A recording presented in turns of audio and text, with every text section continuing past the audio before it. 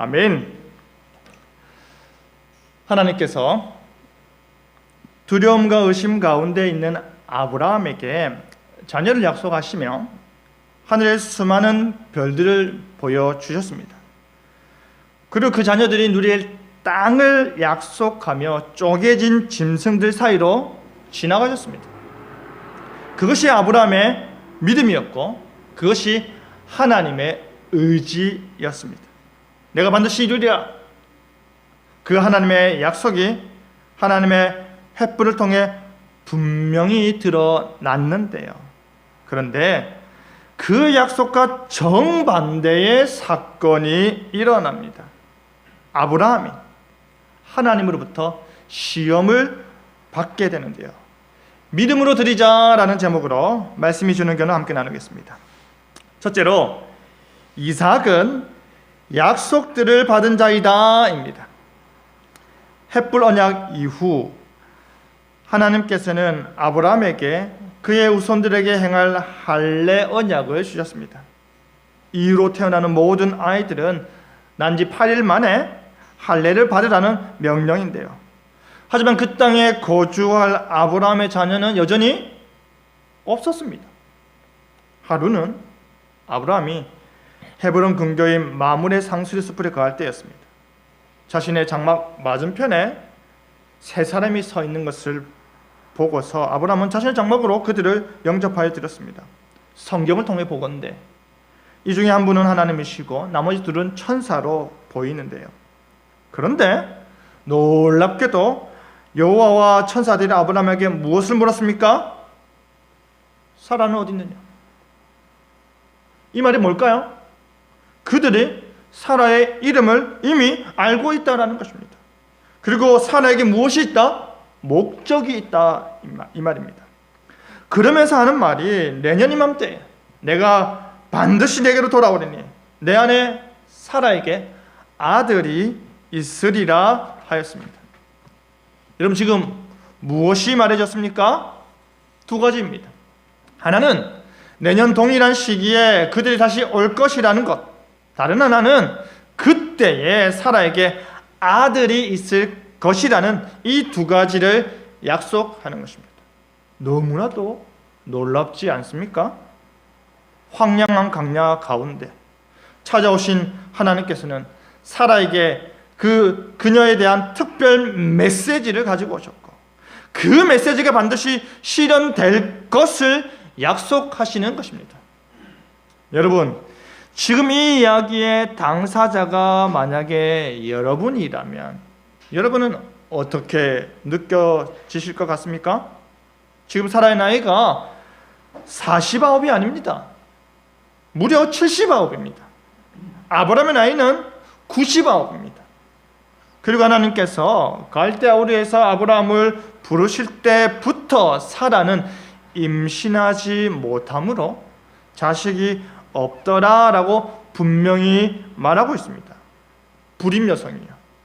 생리가 끊어졌고 노년의 사라에게 내년에 아이가 있으리라는 이야기는 어떻게 들렸을까요? 너무나도 허무맹랑한 이야기가 아닐 수 없습니다. 그래서 그녀에게 나온 반응이 무엇이었습니까? 웃음이었습니다. 자연스럽게 나오는 것이죠. 너무나도 어이가 없고 터무니가 없기에 자신도 모르게 웃어버린 것입니다. 우리 역시도 헛웃음이 나오지 않을까요? 바로 그때 여호와 하나님께서 아브라함에게 묻습니다. 왜 사라가 웃느냐? 왜 웃느냐? 뭐가 웃을 일이냐? 하시는 것입니다. 천지 만물을 말씀으로 창조한 하나님이 생명을 더하여 주신다는데 뭐가 웃기느냐? 왜 사라는 이 모든 일이 절대 불가능할 거라고 생각하느냐 하는 것입니다. 왜 사라는 하나님의 말씀보다는 불가능에 더 큰 믿음, 더 큰 확신을 두느냐 질타하는 것입니다. 그러면서 하나님께서 하시는 말씀이 여호와께서 능치 못할 일이 있겠느냐 하셨습니다. 우리가 찬양으로 고백할 때도 믿는 자에게 능치 못함이 없는 실제 이유는 그 믿음이 나에게 있기 때문이 아닙니다. 그 믿음의 대상이 바로 우리 하나님이시기 때문입니다. 하나님께서 전능하시기 때문입니다. 하나님께서 그 불신 가득한 웃음을 들으셨고 그 웃음을 기쁨과 행복의 웃음으로 바꾸실 것입니다. 하나님께서 아브라함과 사라를 웃게 하셨습니다. 하나님의 특별 메시지는 약속의 성취로 나타났고요. 불신의 비웃음은요, 성취의 웃음으로 드러났습니다. 마침내 이삭이 태어났습니다.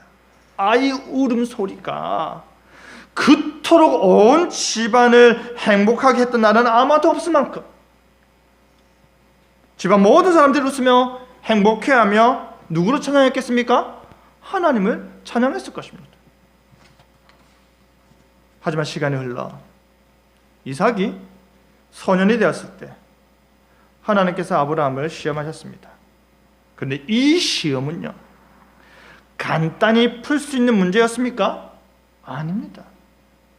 하나님의 시험은 아브라함이 일평생 가지고 있던 가장 민감한 문제를 건드리는 것이옵니다.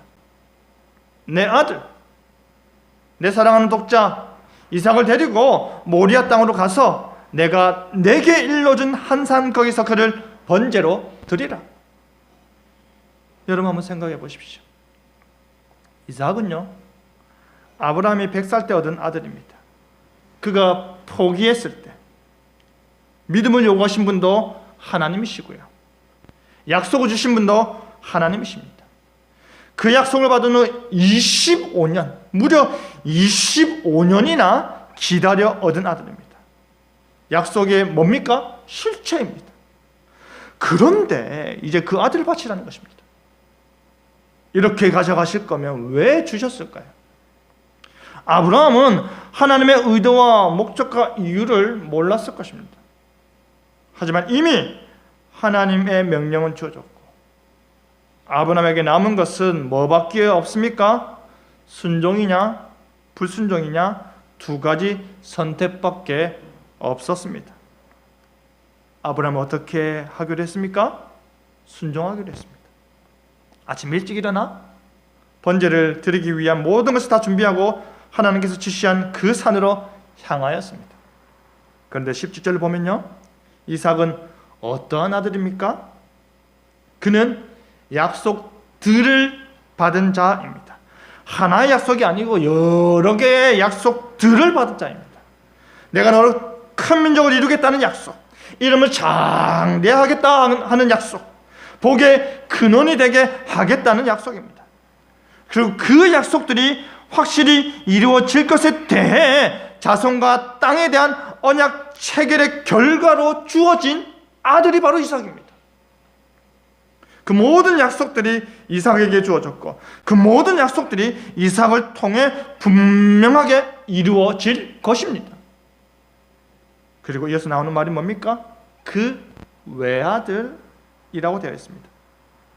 아브라함에게 주어진 약속들은요, 그 하나밖에 없는 아들인 이삭을 통해서만이 성취되어야 함에도 불구하고 햇불 언약까지 체결하여 내가 반드시 이루리라 하셨음에도 불구하고 그 외아들, 그 하나밖에 없는 아들을 바치라고 합니다.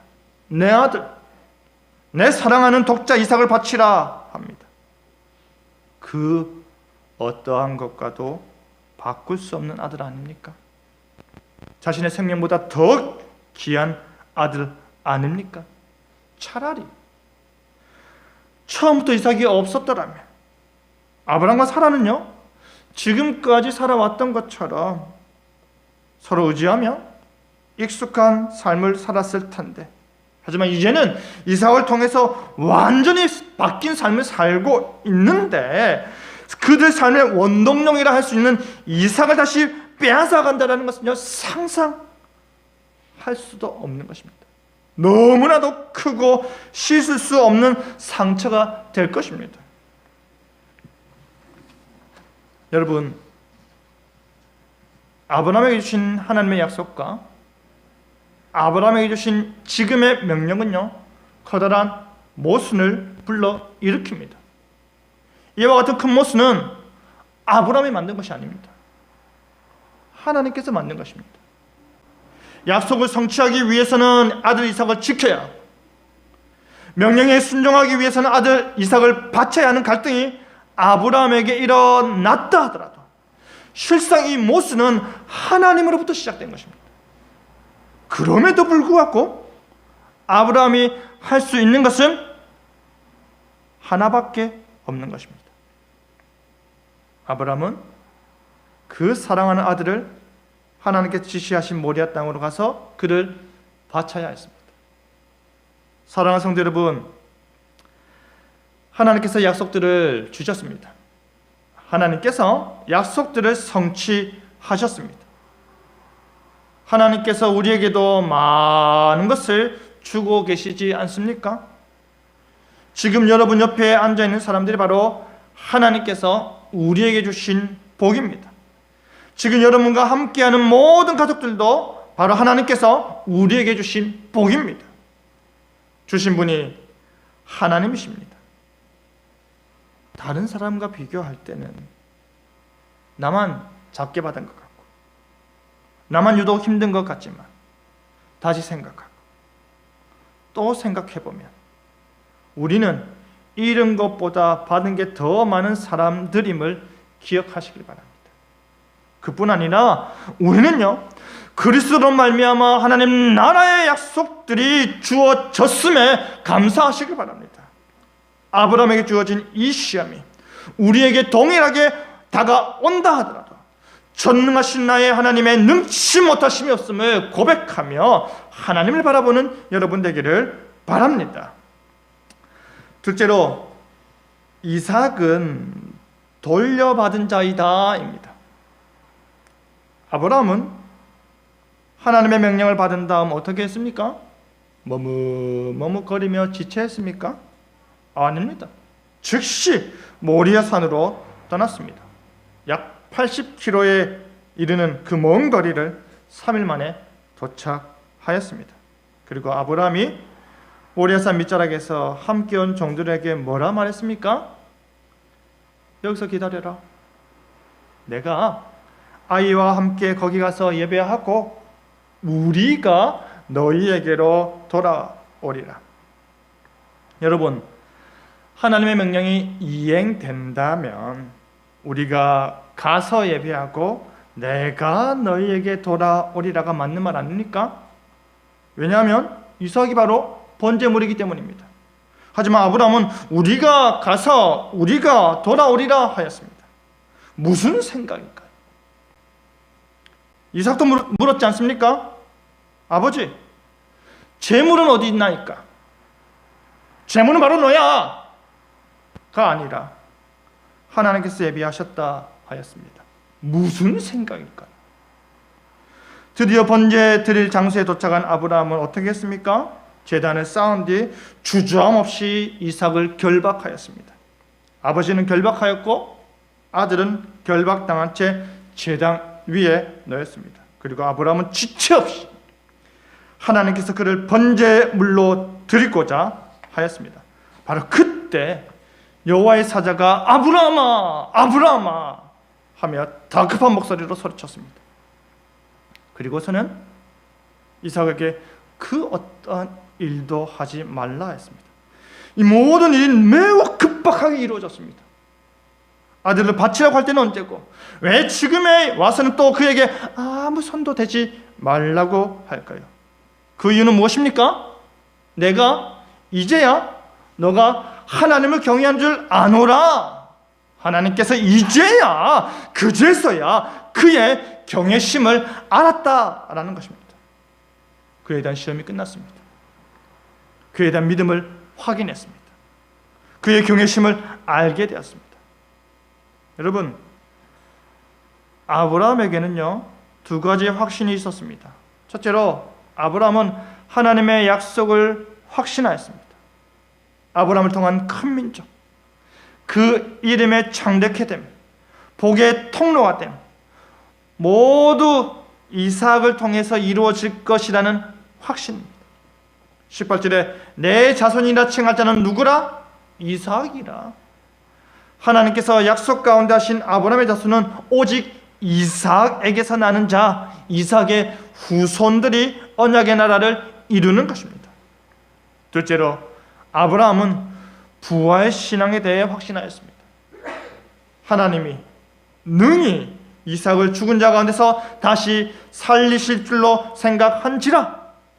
아브라함이요, 하나님께서 만드신 그 모든 모순된 상황 가운데, 약속과 명령 사이에서 갈등하는 가운데 서슴없이 명령의 순종을 택할 수 있었던 이유는 자신이 이삭을 바친다 하더라도 하나님께서 그를 다시 살려서 그로 인해 약속들이 계속해서 성취되어 갈 것을 믿은 것입니다. 단순한 희망이 아니라 단순한 생각이 아닙니다. 내적 확신에 찬 믿음입니다. 이 얼마나 놀라운 믿음입니까? 아마 아브라함은 지금까지 자신에게 일어난 모든 일들 가운데 하나님께서 하신 일들을 떠올렸지 않았을까요? 무명의 자신을 갈대아 우리에서 약속으로 부르심을 떠올렸을 것입니다. 그 약속을 지키사 자녀 잉태에 있어서는 죽은 자와 같은 두 사람에게 이삭이 태어났고 지금 자기 눈앞에 있음을 보았을 것입니다. 그렇기 때문에 설령 아브라함이 하나님의 명령대로 이삭을 바친다 할지라도 하나님께서 다시 살리실 것이라, 죽은 자와 같은 자신들에게 생명을 창조하신 분이 그 아들 역시도 죽음에서 다시 살리실 것이다 믿는 것입니다. 그가 다시 살리셔서 주신 약속을 계속해서 이루어 가실 것을 믿는 것입니다. 그 믿음에서 나온 말이 바로 여기서 기다려라, 내가 아이와 함께 예배하고 함께 돌아오리라 인 것입니다.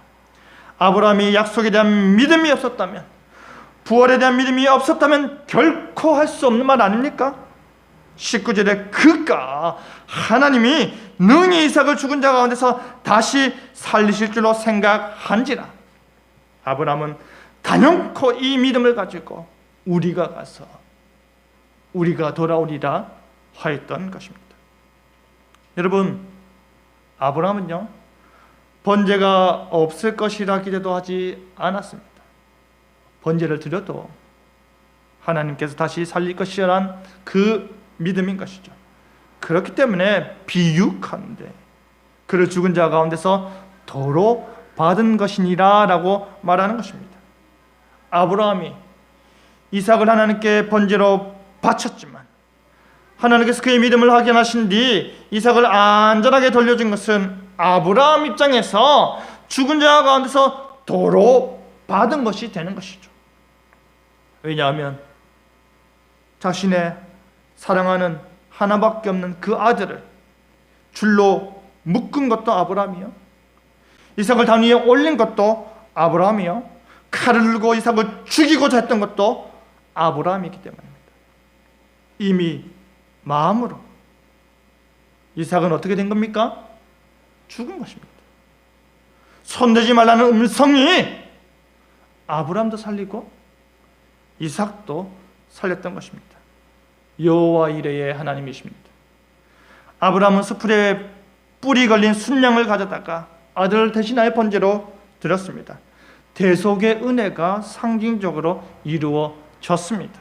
놀랍게도 이 대속의 은혜가 이루어진 곳인 모리아 산이 훗날 성전이 세워지는 곳이 되고, 훗날 예수님께서 십자가에 못 박히셔서 대속의 죽음을 이루신 곳입니다. 여호와 하나님의 준비하심입니다.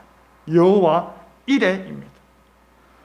사랑하는 성도 여러분, 진정 하나님께서는 능치 못하신 일이 없는 것입니다.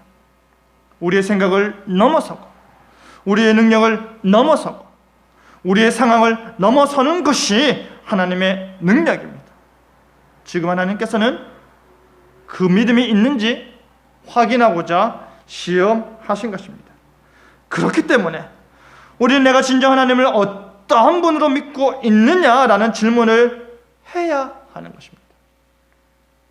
스스로를 시험해 보기도 해야 할 것입니다.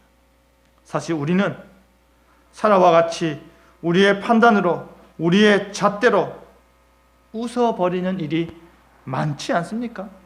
웃어놓고서 아니라 하는 일이 너무나도 많지 않습니까? 아브라함에게는 역전의 믿음이 있었습니다. 아브라함에게는 부활신앙이 있었습니다. 하나님께서 우리의 웃음을 변화시키실 때에, 하나님께서 우리의 연약함을, 그 연약한 믿음을 강하게 하실 때에 의심과 불안과 염려의 시험을 이겨내는 믿음이 여러분에게 있기를 바랍니다. 말씀 뵙겠습니다. 사랑하는 성도 여러분, 하나님께서 아브라함을 시험하셨지만 오히려 하나님께서 준비하셨습니다. 하나님께서 모순된 상황을 만드셨지만 오히려 하나님께서 은혜를 베푸셨습니다. 하나님께서 우리의 구원을 위해 예수 그리스도를 예비하사 대속의 은혜를 베푸신 것처럼 하나님께서 우리에게 오늘도 그 대속의 은혜를 베푸심을 기억하시길 바랍니다. 오늘도 하나님께서 우리의 믿음을 확인하기 위해서 시험하실 것입니다. 오늘도 하나님께서 우리의 경외심을 확인하기 위해 시험하실 것입니다. 바로 그때 하나님을 향한 여러분의 큰 믿음과 경외심을 드러내시길 바랍니다. 그 시험 가운데 하나님의 전능하심, 하나님의 예비하심, 하나님의 약속을 믿으시길 바랍니다. 그 믿음으로 하나님을 향한 여러분의 경외심을 드러내시길 바랍니다. 믿음으로 드리길 바랍니다. 그리하여 능치 못함이 없는 전능하신 하나님께서 나를 강하게 하심을 아는, 믿는 저와 여러분 되기를 간절히 바랍니다. 아멘.